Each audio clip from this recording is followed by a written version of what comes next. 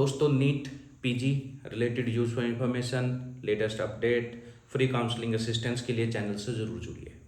दोस्तों यहाँ पे आपको एक लिमिटेड टाइम में एक सिंपल तरीके से useful information NEET PG related provide की जाती है। दोस्तों हम time to time NMC, NBEMS, MCC की वेबसाइट को चेक करते रहते हैं और जो भी स्टूडेंट के लिए यूजफुल इन्फॉर्मेशन होता है उसको स्टूडेंट के साथ शेयर करते रहते हैं। तो आप लोगों के पास इतना टाइम नहीं होता कि आप इन सब चीज़ों को चेक करते रहें। बस आप चैनल से जुड़िए, नोटिफिकेशन ऑन रखिए, जैसे ही कोई ऑफिशियल इन्फॉर्मेशन आता है हम आप लोगों के साथ शेयर कर देंगे। दोस्तों एनबीईएमएस की वेबसाइट पे एक नोटिस है जो कि 27 दिसंबर का है। देखते हैं। Response to pre bid queries in respect of tender for conduct of hybrid examination and digital evaluation of answer sheet dated 4/12/2024।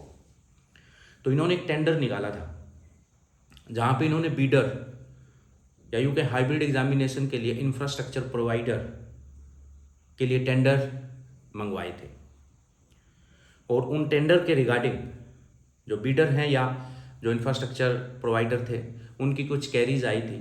उन क्वेरीज को एनबीईएमएस ने एक 57 पेज की पीडीएफ में समअप करके लिखा है। जब मैंने इस पूरी पीडीएफ को पढ़ा तो पीडीएफ को पढ़ने के बाद मैं कंक्लूजन पे पहुंचा, तो वो कंक्लूजन आपको बहुत ही इंटरेस्टिंग लगेगा। तो देखते हैं एनबीईएमएस का ये जो प्रोसेस है, बीडर को इनवाइट करना या इंफ्रास्ट्रक्चर प्रोवाइडर को इनवाइट करना, हमें हिंट दे देता है नीट पीजी 2025 के बारे में। देखते हैं। तो यहाँ पे जो बात करी गई है वो हाइब्रिड मोड के बारे में बात करी गई है। और यहाँ पे हाइब्रिड मोड कैसे कि जो एग्जामिनेशन पेपर है, एग्जाम पेपर जो है वो सीबीटी होगा यानी कंप्यूटर में होगा, बट आपको रिस्पॉन्स कंप्यूटर में फिल नहीं करना है, जैसे कि नीट पीजी 2024 के केस में हुआ था। रिस्पॉन्स फिल करने के लिए अलग से ओएमआर सीट दी जाएगी।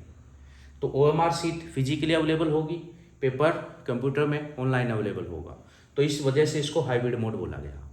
लेकिन एक इंटरेस्टिंग बात है, इसमें जो बीडर है उसके सामने एक कंडीशन रखी गई है कि आपके पास मिनिमम 1.5 लाख कंप्यूटर होने चाहिए एक सेशन में।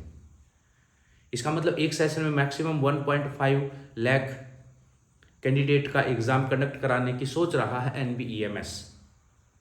और अगर ऐसा सोच रहा है तो हमें पता चलता है नीट पीजी 2025 2 शिफ्ट में होने वाला है, तो इसलिए हमें नॉर्मलाइजेशन और उस सब चीज़ों के लिए पहले ही मेंटली प्रिपेयर रहना चाहिए।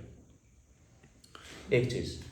दूसरी चीज़, एनबीईएमएस ने सुप्रीम कोर्ट में कहा था कि वो ऑफिशियल आंसर की रिलीज नहीं कर सकते क्योंकि उनके पास जो डाटा होता है वो जो सर्विस प्रोवाइडर होते हैं उनके कंप्यूटर में स्टोर होता है और वो डाटा इरेज हो जाता है, ऐसा कुछ करके उन्होंने कुछ बोला था। तो ओएमआर अब फिजिकली चेक होगी। तो मुझे लगता है सुओ मोटो अपने आप एनबीईएमएस नीट पीजी 2025 में खुद से ऑफिशियल आंसर की भी प्रोवाइड करेगा और क्वेश्चन पेपर भी प्रोवाइड करेगा। तो मुझे लग रहा है ये चीज़ अब की बार होने वाली है, यानी ऑफिशियल आंसर की और ऑफिशियल क्वेश्चन पेपर अपने आप एनबीईएमएस स्टूडेंट को प्रोवाइड करेगा। इस हाइब्रिड मोड वाली बात से मुझे ये लग रहा है कि नीट पीजी 2025 भी 2 शिफ्ट में ही होने के चांस हैं। सो दोस्तों, आई होप